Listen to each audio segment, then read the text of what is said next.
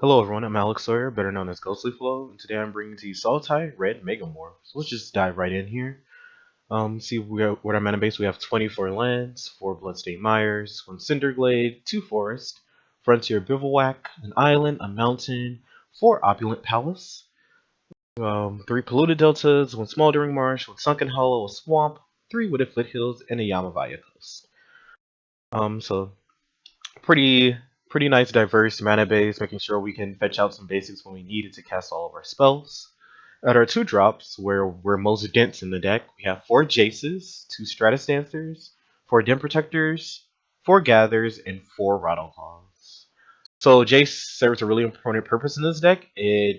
Feeds it feeds cards into our graveyard, such as like getting rid of Deathmist Raptors from our hand and letting us flip and get back, like flipping Den Protector, flipping Rattleclaw gets back Deathmist Raptors. It lets us flash back probably the best spell in our deck, or maybe second best spell in our deck, which is Gather the Pack. And it also combos real well with Gather the Pack. So what I've been doing a lot is casting Jace on turn 2, and on turn 3 casting Gather the Pack, and finding a creature, or not finding a creature, and then just immediately flipping Jace. So on turn 3 you can just have a flips Jace, which is pretty sweet. Stratus Dancer gets back your Deathmist Raptors, but its actual Megamorph ability has been really impressive, countering Ugins and Explosive Vegetations out of ramp decks, countering Crackling Dooms and sweepers like Radiant Flames. It's been really, really good. Den Protector is awesome. Does everything you want to do it. You can Den Protector Chain, Den Protector Colligan's Command, lock somebody. You know the deal. You've seen the card before. Gather is insane in this list. If you haven't seen this card before, Sorcery, 1 in a green. Reveal the top 5 cards of your library. You may put a creature card from among them into your hand and the rest in your graveyard. And if you have Spell Mastery, which is having 2 or more instants and/or sorceries in your graveyard, you get to get 2 cards of those 5, 2 creatures of those 5. So what you want to be when you're playing this deck, you kind of want to be mindful of like what's in your hand. If you have any Death Mist, if you have like any Den Protectors or Rattleclaws in play, you can make some spicy changes by like, say if you hit a Death Mist Raptor and no other creatures, and you have like a Rattleclaw face down or a Den Protector that you know you're gonna flip soon, you can just choose none, so that you just get extra value out of having cards in your graveyard for things like Murderous Cut and Tassiger down the chain, while also being able just to get back Death Mist Raptor. And Rattleclaw is just a good mana source. Gets back Deathmist Raptors when you flip it.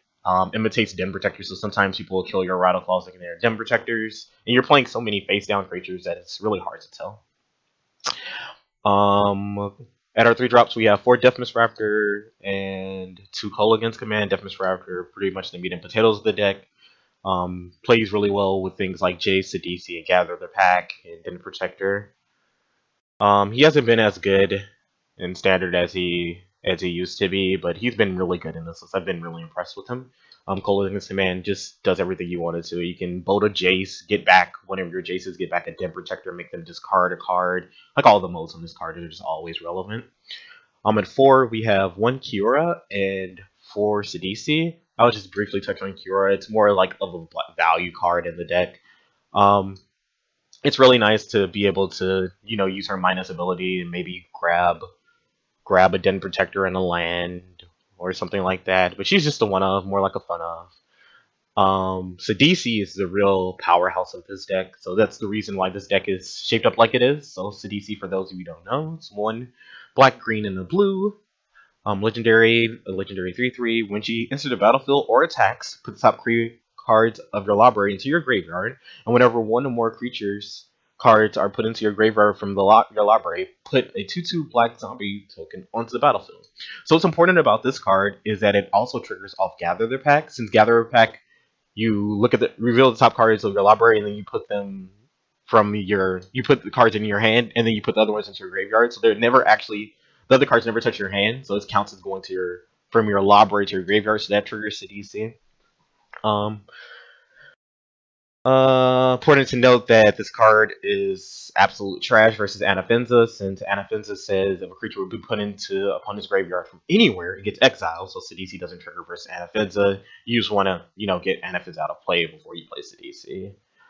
She is a great engine. She's able to deal with Siege Rhino. She's really good versus cards like Gideon, just like making blockers, putting Deathmist raptors in your graveyard, and also feeding your Tassigers and Murderous Cuts, which we're getting to now. So at 5, we have 4 Murderous Cuts, which are insane in this strategy. You're just binning so much things. You have all these fetches. You have enough delve stuff that you can just delve away things with Murderous Cut and just keep recasting it with Den Protector. Um, at 6, you have Tassiger and Dragonlord Slumguard. Tassiger is just an excellent delve spell. Um, I kind of like casting him after I cast Murderous Cut because Murderous Cut like helps me get rid of some stuff that I don't want to get back off Tassiger. So like if we're late in the game, I kind of don't want Jace anymore. Kind of don't want Rattle Calls anymore. Kind of don't want Gathers either. So like I'll exile those cards before playing Tassiger to make Tassiger activations a lot better. And then we have like Dragonlord Slumguard is just amazing. I've been really impressed with it. It kind of feel like maybe we might want it as a 2 of either like another one either in the main 60 or in the sideboard 15 because it's just really impressed me being able to steal somebody's Gideon or Siege Rhino, still a Ugin and Ultimate, still an Ulamog, just all around good card. And then at 7 we have Dragonlord Tarka. Usually you can find her if you need her off Gather the Pack or find her out of the graveyard with Tim Protector Flip. She's been fine. She's been fine. I mean the ability is really solid. Flying, trample, 8/8, just really solid. Then we have our sideboard. 2 Disdainful Strokes, just counter those Siege Rhinos, Gideons, Wingmate Rocks. Negates, counter Gideons, Crackling Doom. Well, Crackling Doom's not really great versus our deck, but counter like Sweeper spells or Ugins. Transgress to take the same cards. Planeswalkers, Ugins, things like that. Things that give this deck trouble. Siege Rhinos. Roast, Siege Rhino. Fathom Feeder, just a nice card advantage engine. Bringing against control strategies, just guy strategy, anyone that's like just trying to win for you and you value you out. If you can play this guy late game and just draw cards, pretty cool. Infinite Obliteration, Name Rhinos, Wingmate Rocks, Cutthroats, Nantuko Husk, just all around good card. Sultai Charm, very versatile removal spell. And yeah, I mean, and its bottom mode is pretty good too. Like if you don't need it as a removal spell, just being able to draw 2 and discard is pretty good.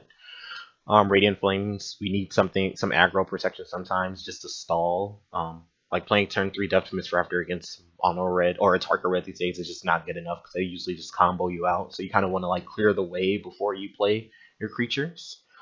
And then to round out the sideboard, we have a Treasure Cruise for more value and Slumguard the Drifting Death, which I bring in quite a few matches just because it combos well with Dragonlord Slumguard. If you can attack with both of these, then you just -2/-2 your opponent's team, which is pretty sweet. It's also an incredible blocker, and it handles tokens really well, so it's good against Mentor, good against Hangerback Walker. And yeah, that's the deck list. And so, hope you guys like it. I'll be playing a couple of games with this. Make sure to watch them. Later.